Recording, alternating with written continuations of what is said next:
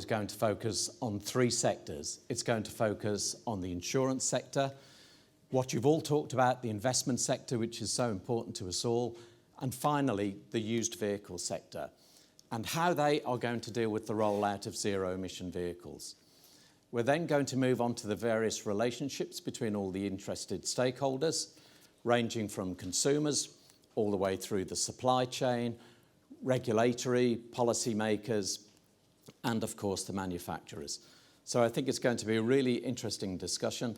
We've got 3 fantastic speakers who are senior executives in their respective industries. So while we welcome them on stage, I'd like you to watch this brief video. Thank you very much. Electric cars represent a once-in-a-generation shift in the industry. They change everything. With insurance, how do they assess risk with these new products? When we look at the used car sector, how do we assess residual values? And finally, how do we deal with the insatiable demand for further investment? There is a wall of capital available to invest in the UK, and more cross-sector collaboration is needed to unlock this.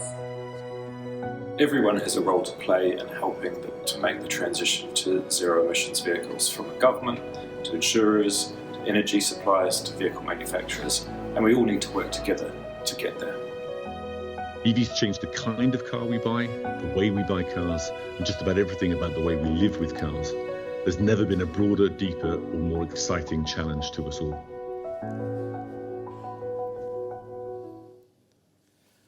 Right, thank you for joining us today, and I hope this is going to be a very interesting panel. We've got some interesting subjects to address. So first of all, Ian, in terms of the used vehicle sector, in terms of customer experience, what's the difference between buying an EV and an ICE vehicle? The short answer is quite a lot. The longer one, I'd frame around three C's if I can. One is complexity, the other one's comparability, and the last one is just general confusion. So running quickly through those, complexity, we, for example, did some research a couple of years ago which looked into the jobs that people perceive they have to do when they're buying a car. And the perception when you start buying a car, and many of you obviously buy cars out there, but you're probably more in tune with sort of the complexities of the business than others, but the car buyer will typically think they have 5 to do. The reality, when you drill it into detail, is there are 25. When you add in the charging solution, the cables, the apps, and all the additional sort of complexities of EVs, there are probably 35. So general complexity, there's a lot of jobs to be done, and a lot of people actually will drop out of the car buying experience because they find it rather cumbersome. They dread starting it. 8 in 10 actually find it very hard to begin, and find it hard at the end even when they've done it. The comparability point is quite challenging too, because you have comparability in 2 ways, between EVs and ICE, because many people are obviously switching from ICE to EV. And when they're doing that, they've got to add in complexities such as, I've got to think about my route planning here, which I don't have to think about here. I've got to think about TCO there, where I just know the price of fuel here. So that comparability point is quite tough, switching from one to another. Comparability within EVs equally. So you're talking about comparing one manufacturer's version of how quickly they can get to 80% of charge of a battery to another one, but 80% of one battery doesn't give you the same range as another one. So the comparability from one EV to another is very difficult. And lastly, in terms of confusion, generally, we talk often about the principle of a sort of decade of confusion ahead of us, because if you think about the numbers, there are a large amount of people buying cars out there, about 8 million used cars, a couple of million new cars, and we're selling just under 200,000 last year brand new EVs. There's a long way to go before people who change their cars on a typical 3.5-year cycle actually all get to experience these things. And until you experience something, change managers will always tell you, if you talk about something, it's great, but if you do it, it's a lot better. So we're going to take a long time before we get used to the experience of an EV. And in the meantime, we're faced with this complexity of jargon. We've got kilowatt hours instead of miles per gallon. It's very hard to get around your head around all those things. New 3-letter acronyms that the industry is very good at producing in abundance. And on top of that, you've got your icons of the car industry, sort of 4 decades and 8 versions of Golfs and Focuses and 3 Series that everybody knew. They knew how they worked, they knew what they were. They had friends that had one, they'd had one. Now you've got a replacement of sort of spaghetti letters that are just flying at people, from IDs to EQs to BZs and so on, and that's just frankly confusing. So Car buyers are confused generally. They're even more confused when they're looking at EVs, to be frank. I think a point we picked up on this morning is that somebody said we should not be so convinced solely with EVs. And I know you and I have spoke about it before in the past, but there's this mention of AFEs as well, so synthetic fuels, hydrogen, perhaps in the heavy sector. But doesn't that cause some consumer uncertainty about making the switch perhaps? Or should they wait for hydrogen? Should they wait for synthetic fuels? If I buy this EV now, is it going to depreciate quickly? Or how do you think consumers address those issues? I think there again is a large amount of confusion there. I think for a long period of time, many car buyers would have assumed that the best EV on the market was the Toyota Prius. I think we're all well placed to know that that's probably not the case. It's a great car, but it's not that type of car. And the AFE jargon is just more jargon. It's more three-letter acronyms. So talk about mild hybrids, full hybrids, plug-in hybrids, people get a little bit lost. What they do need, I think it was touched on eloquently earlier, is a sort of stepping stone towards a full EV. That's very useful. We also believe in the need to promote what we would call an environmentally friendly choice of all sorts. So if you consider somebody moving from, let's say, a Euro 5 petrol to a Euro 6 diesel, they'll be reducing significantly the amount of CO2 that they're producing in that car. They'll be reducing probably the level of NOx that they're producing equally. They've got a more economical car. So there are some sensible choices that lots of people can make as they make either a step to a, let's say, a cleaner diesel or cleaner petrol, a jump or a leap, let's say, towards a hybrid or a whopping great big leap forwards into a full EV. But not everybody can make all of those steps. I think the simpler we can make the understanding of the benefits of those steps, the more likely people will be to actually engage in them. I think that's very true. And given that we anticipate that the EV market, in terms of used vehicles, is going to increase over the next 12 months, what can we anticipate that's going to be unique about buying a used EV, and what are going to be the main points of concern for consumers? And they may not necessarily be just individual consumers, they could be commercial consumers, because there's such a shortage of vehicles worldwide, as we know at the moment. Sure. Well, I mentioned earlier the sort of general complexity of buying an EV, that's spoken from the voice of consumers that we like to think we're quite able to represent, given the breadth and depth of data that we've got. But we clearly have a lot of understanding of the used car buyer as well. So you add to the points I made earlier a few additional points when you're looking at a used EV. Now, we researched on the good side, researched this point on the good side of the equation. The majority of people, when they're looking at a used car at the moment, if they're confronted with the option of an EV, that doesn't actually put them off. They aren't thinking, oh my God, I'm going to flee the idea of buying a used EV for whatever reason. There is, though, a large minority, around 40% of people, who do have concerns. When you drill into what those concerns are, the fundamental sort of grouping we would suggest is the key area we need to all address is one of battery health. Yeah. So we're all used to sort of these things, and we charge them every night, and we think that they're going to wear out in battery sort of longevity and reliability and so on, and range. They do. So we perceive the same thing will happen with the electric vehicles that are out there. That's the number one concern. When I'm buying an electric car, I perceive that I'm buying probably something that's less reliable. It might also be superseded in terms of the range of the next generation EVs that are out there brand new. There's probably a second concern around, a similar point around the tech in the car. Yeah. The speed at which tech is accelerating into cars of all sorts at the moment is fantastic. But there's a perception that you'll be a little bit left behind with a used EV. The third is probably a fear about the residual values.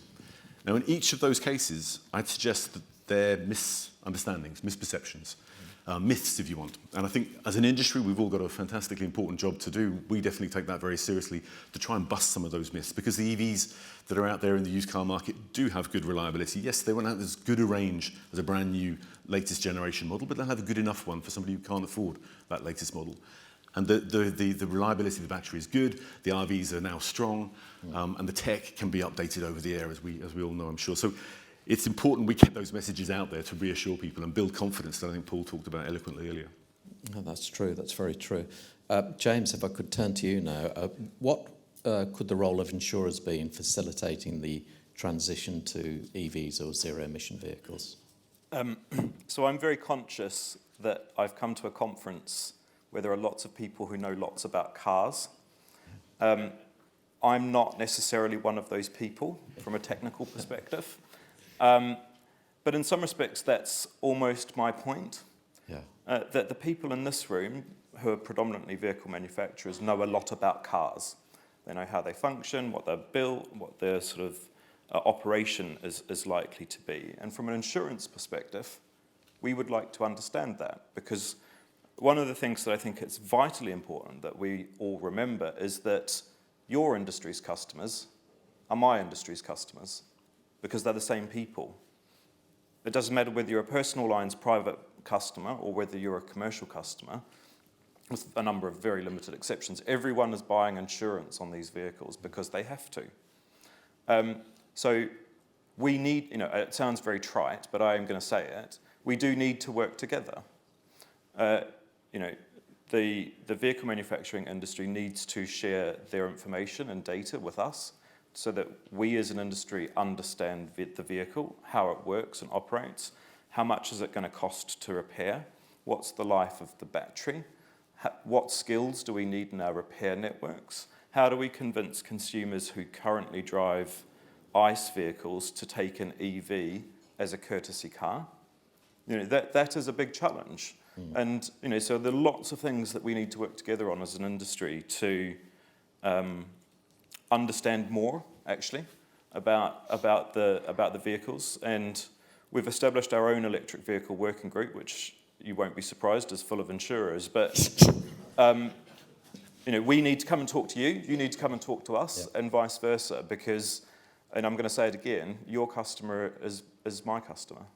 I mean, that's a really good point, and I think it's reflects on something I heard in the break earlier, and that for the insurance sector, you need to be able to know that you can get these vehicles repaired quickly. And somebody was saying that the amount of technicians that are qualified to repair EVs is remarkably low in the UK. So really, there's probably a training need, would you say, in that regard as well, across the industry? I'd certainly agree with that. I mean, look, one of the biggest cost drivers in insurance at the moment is the cost of repair. As vehicle technology has significantly increased with demonstrable improvements in life safety through the use of radars and sensors and goodness knows what in various cars, that's great from a life safety perspective. But it is very expensive to fix when it is crashed. So, a headlight that cost 500 quid to repair 10 years ago probably now costs £5,000. You need £1 million piece of equipment in the repair shop to fix that. And you need trained, skilled labour to operate the machine and fix the broken part. That's just now, before you've even thought about electric vehicles. So you need to then overlay that again as in the context of an electric vehicle fleet and an increased car park. So, I think there are massive challenges in making sure that there are strategies employed by us as an industry, by you as an industry, but also by government in terms of retraining and reskilling people to work on ICE vehicles into EVs. And that doesn't just apply in the vehicle repair network. I mean, again, emphasising my non-technical expertise here, but I don't think you can just pick up an electric vehicle at the side of the road, whack it on the back of a tow truck and tow it away. That there are important safety things that people need to be trained on with these vehicles, and training and skills seems to me to be a very urgent need if we're setting ourselves a deadline of 2030 after which no ICE vehicle can be sold. Yeah, I think that's very true. And the point that Peter made in the previous session when he refers to data, I think by that we also mean all kinds of statistics, how many technicians we've got, how does it affect the body repair, and what's the delay times and the loss of use and everything else. A quick question for you that might be quite a difficult one to answer, but when do you anticipate a premium parity between EVs and ICE vehicles? Or is it there already? No, I'm going to plead the fifth to be honest. Okay. Look, I think you've got, if you were doing your business plan 12 months ago, I'm not sure you would have baked in 8% year-on-year inflation. So you've got significant external economic factors at play in the wider economy, and that affects insurers as much as it does any other sector of the economy. Insurance pricing is based on a number of factors, including and not limited to the driver's age, where they live, what occupation they have, how many miles a year they drive, and also what car they drive. So, what vehicle someone drives is a factor. It's not the factor in determining an insurance premium. And I've mentioned in answer to the previous question some of the cost challenges in EVs relative to ICEs. So I'm going to plead the fifth in answering the question on when you get to premium parity. But I think the more we understand the vehicles, the better we will be able to price them as an industry. And Lauren, what do you think funders could do to help this transition away from ICE to EV? Yeah, so I think as Ian mentioned, residual values are a really key driver of the price of electric vehicles, and I think a lot of 92% of new cars are bought using finance, but only around 30% of used cars are bought using finance. So I think there's a real role that the funders could play in helping to develop the products and services that actually, I'm getting some feedback here. They can develop the products and services that mean that customers can get into electric vehicles for a monthly payment, which is equivalent to that of a petrol or diesel equivalent. So I think lenders need to start talking to their customers as well about total cost of ownership, because that's something that I think needs to be more widely understood by consumers. At the moment, people look at electric vehicles and say, but they're much more expensive, which is true on a list price basis, but actually the vast majority of people now don't buy the car based on the list price. They don't go out and spend £50,000, they spend £400 a month. So if lenders can work with consumers to really build that understanding of actually how much does your car cost a month, and we start to speak that language, I think that will help. Well, sticking with you, Lauren, if we could, given we need to get the charging infrastructure built, and we want to manufacture vehicles here in the UK, which is very important to this audience, what is the appetite for investing in our industry currently, would you say? I think over the last 12 months, we've seen a real growing appetite to invest in anything green from investors, and especially off the back of COP26 last year as well. In fact, the Glasgow Financial Alliance for Net Zero, GFANZ, at COP26 committed around $130 trillion worth of investment into green. That's across 45 countries, 450 organisations globally. So we know that there's this wall of capital there to invest. Some of that needs to find its way into transport, whether that's into infrastructure or into the vehicles themselves, and actually into helping the automotive sector transition to green, rather than also just financing what's already green and there already. So there's definitely appetite from investors to invest in this sector. I think there's just some barriers to overcome. How do we get it to flow here? Yeah, so our mission at the Green Finance Institute is all about how we can channel global capital into local solutions. And the way we do that is to try and bring together, using the word collaboration again, people from across all parts of the sector. So that's finance, that's industry, that's local and national government, insurance, not-for-profit, civil society, to say what are those barriers at a very granular level that means, that's stopping that money flowing into the sector. And that varies depending on what you're looking at. So if you take charging infrastructure, for example, technology and lack of knowledge about what is the technology and what's that technology roadmap leads to some sort of investor fear, I think, about what is this they're investing in, and will they be left with stranded assets in 12 months' time if actually a super fast charger comes out and no one uses the 7 kilowatt ones that they've invested in already. So that lack of understanding of what's out there to invest in is a barrier. Utilisation risk is then another one as well. So lack of the data, and I think as Peter mentioned earlier, that real need to share more data, particularly around how the charge points that are out there today are being used. So what are consumers or drivers doing with that charging infrastructure? where does it need to be sited, what's the right speed, where should it be installed. So having that sort of certainty about utilisation would be really helpful for investors. And I think to the point about installing ahead of need, you can't go and install infrastructure too far ahead of it being used because the investors won't get their return. So we've got to be really careful about how we can manage the timing of the infrastructure and this sort of chicken and egg, which I don't really like to talk about, but you know, how far ahead of need you do is really critical. There is no point in going out today and installing, you know, 1 million charge points across the UK if half of those won't be used for the next 5 years because people in those areas perhaps can't afford the electric vehicle or the supply's not there. You know, they'll just rust and won't be used. So how can we really match that supply and demand much more closely? And then I guess just cost and lack of knowledge around infrastructure and the actual grid infrastructure and how much that's going to be is also, you know, that can really blow a business case out of the water. So that kind of turns to assistance from government. So what policy might the government prioritise in order to facilitate the investment you refer to? So, I mean, I'm really looking forward to the infrastructure strategy coming out on Friday. Really, it's good to hear that it was Friday. I'd heard a lot of rumours, but nice to hear Katie confirm that.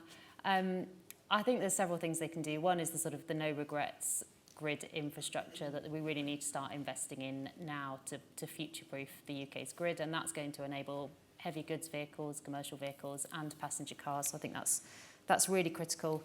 And I think just their role to look at what that national strategy needs to be, where the charge points should be, what type of charge points are going to be needed, and then to work with the local authorities to say, right, how can we help those local authorities deliver what's needed nationally at a very local level in the right place.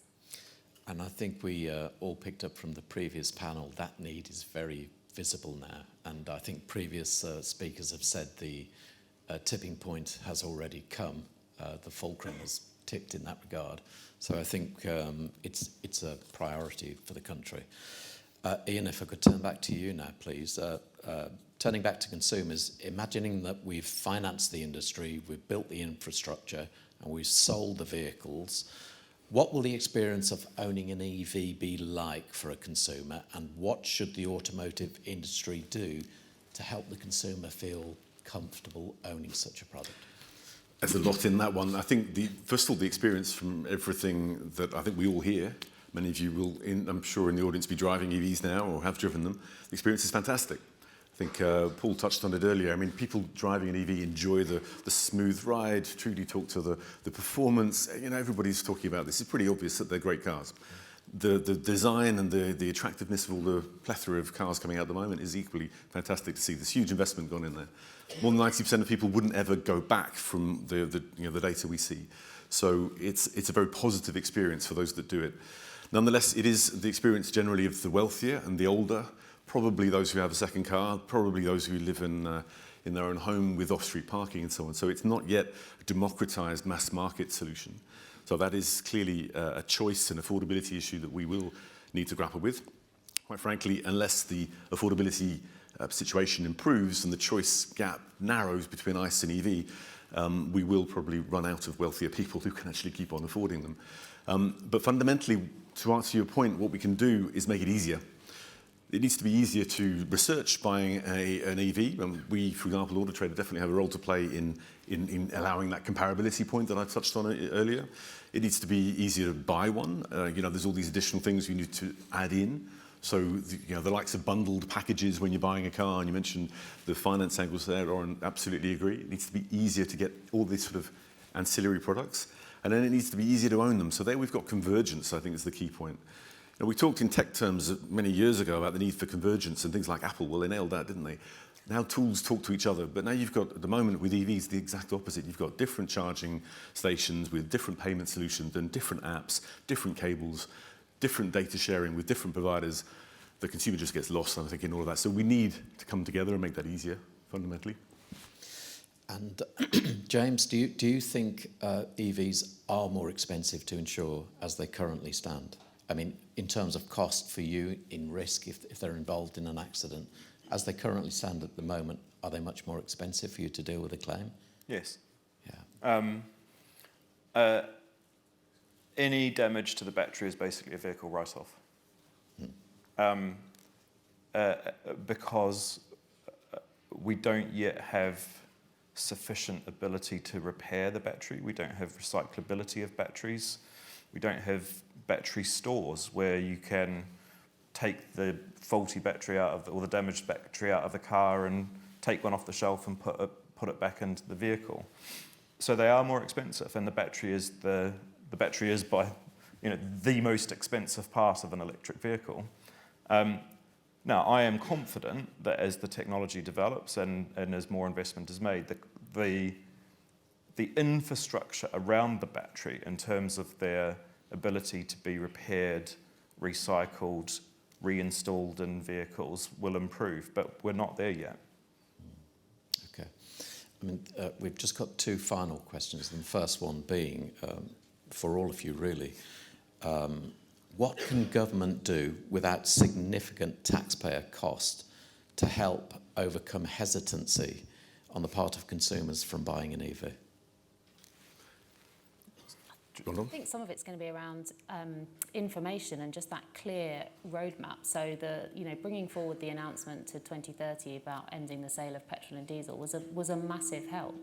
That really did say to people, actually, it's here, it's happening, and it really, you saw that catalyse interest. And I think Ian's data that I looked at the time saw that spike in electric vehicles, interest in electric vehicles, and that's continued to go up since. So I think there's a lot of information that they can put out that's impartial, perhaps isn't driven by one sector of people who've got a vested interest. So at least they can sort of come out and do that information piece. I completely agree with that point. I mean, there's three I's that we've been talking about in Auto Trader reports and so on for a couple of years now, and Andy talked about those earlier on. I completely agree with that. The first I is around information. From a government point of view, we've got all, I think, a role to play in that respect. But from a government point of view, we need, I think, longevity, consistency. So we've, I think, got a consumer out there, a car buyer, who was told at one point, or at least incentivized to buy diesel, and now thinks that that's the worst thing in the world to go and buy. So we've created that sort of level of doubt in their minds. Now, if we start, or continue, I should say, talking about road pricing, we will destroy any ability to actually engage an EV used or new buyer on the basis of TCO, because they just won't believe it. I think there's a bonus-malus kind of logic that they have in France, for example, which is incentivize one behaviour and sort of penalise the other. Yeah. That's another way we could potentially give a signposting. You mentioned longevity and road mapping things, so information fundamentally. But in terms of incentives, the next I, we've obviously got a plug-in grant that's pretty weak and declining, probably not got much legs in it. We've seen the power of incentives nonetheless in the fleet sector, salary sacrifice leasing and so on.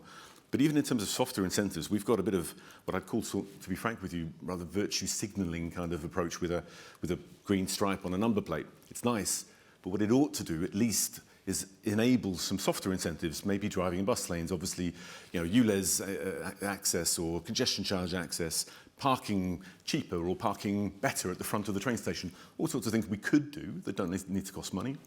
And if I can come back to the last one, which is investment, fundamentally, I do think that the private investor, Lauren's quite right, is normally only going to invest in something that's got a return, and a pretty quick return. You want to see utilisation rate.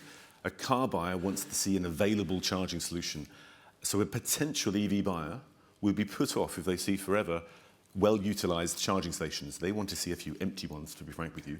So the government is going to need to find a framework to encourage private investors to do what otherwise is not a natural thing for them to do. Without that, I think we'll be held back.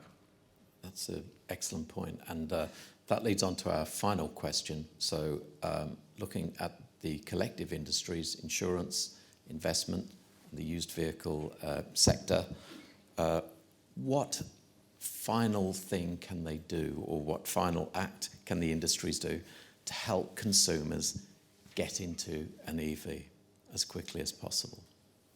So anything from your respective industries. I think we can all just collaborate with each other more, which is probably, it's the theme of every conference I go to, actually, with electric vehicles, it's collaboration. But it's so true. You need to understand, for example, for consumers, total cost of ownership. Insurance is a key part of that. The cost, the price of the car is part of that. The price of the finance is part of that.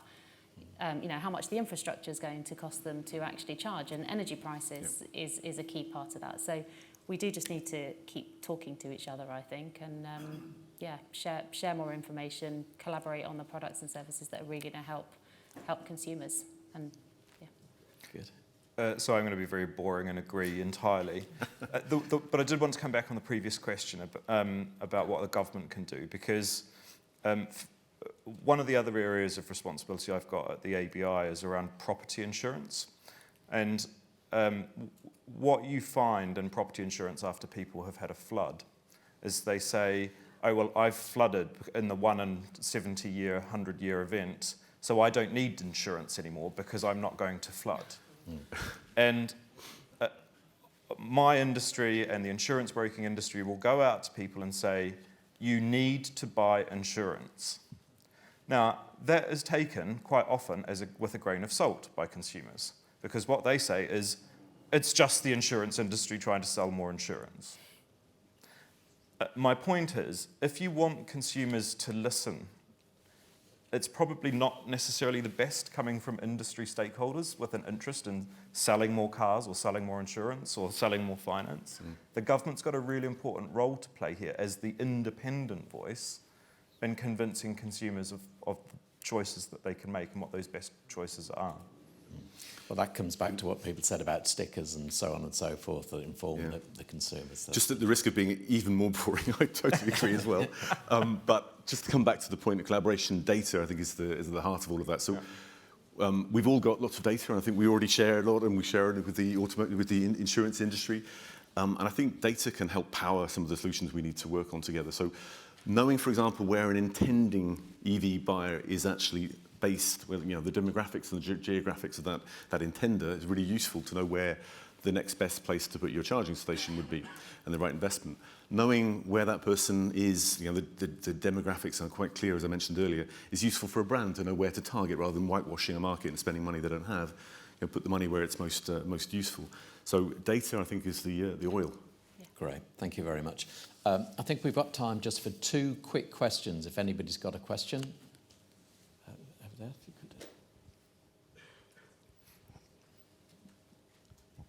could. Oh, yeah.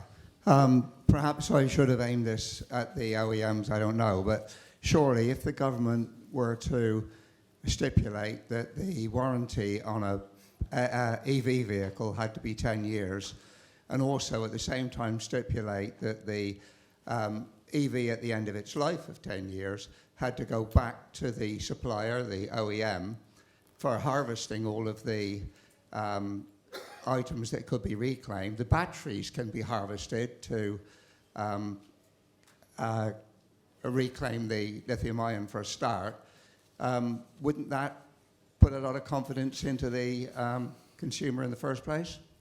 I think that's a very good question. I'm not sure if it's achievable, but that's one for the panel. What do you think about 10-year warranties on EVs? I think you've already got 8-year warranties and 100,000 miles, haven't you? So, another 2 years isn't unachievable. But I might be wrong on this, but I had a feeling that the OEMs have, in theory, got a duty to dispose of that battery end of at life, the end of its life anyway, under European legislation. I might be wrong. I'm sure someone in the room can correct me. But one of the things we're looking at is whether there are products and services that can attach a value at the end of the car's life to the battery, and actually you can use that to increase the residual value at the end and reduce the total amount of depreciation, and therefore reduce the total cost of the car for a consumer over the life. We also find in research that an awful lot of consumers misunderstand, again, this point, as I mentioned, there were several others earlier. There's a perception that there isn't such a good warranty as the 8 years and so on. And I think it's another one of those things we need to communicate more widely. But to the other point around keeping control of the vehicle, I think the manufacturers are definitely looking to do much more leasing, bundling, simplification of the package of the new car that they sell. And I think we'll see a lot more of that applicable equally on used vehicles. The returning sort of EV sort of cycled maybe once or twice by manufacturers, leasing companies and so on to enable that simplification. Therefore, by definition, the consumer doesn't really have the responsibility of the vehicle at the end of the lease, and therefore the fear or the concern about the value of the battery and the longevity of that battery. Great. Final question just before we wrap up.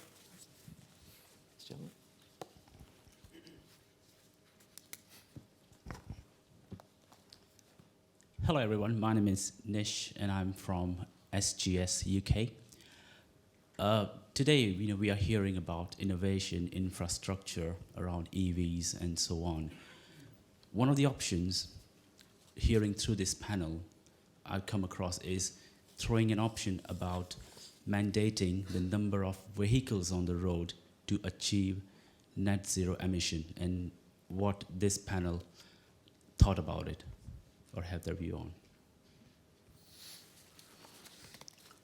I don't think there's a mandate really on the number of vehicles that are going to be EVs. I think it's important to bear in mind that given the numbers I mentioned earlier about the size of the used car market, 32 million cars in the park, even with the most optimistic scenarios of growth of EVs and a healthy overall new car market, assuming that we're going to get, for example, a price parity point somewhere around the middle of this decade, you're still going to have 2/3 of vehicles on the road in 2030 that will be ICE. So, there's an awful lot of consumers out there that will need to be able to still use those cars. They'll be very affordable for people who have lower incomes and so on. So I don't think we can mandate that position regarding vehicles on the road. I think what we need to do is encourage the sale of the new vehicle. We need to find mechanisms as well to support the sales of used vehicles, as was touched on earlier, I think, by Alison, or Lisa, the health of the new car sales of any product, EV as much, if not more so than ICE, depends on the healthy used car market. So I think manufacturers and funding partners will be definitely, will do well to support that side of the market. Right, so that's all we've got time for, folks. So thank you very much to our panel. I hope you enjoyed the discussion. So thank you very much.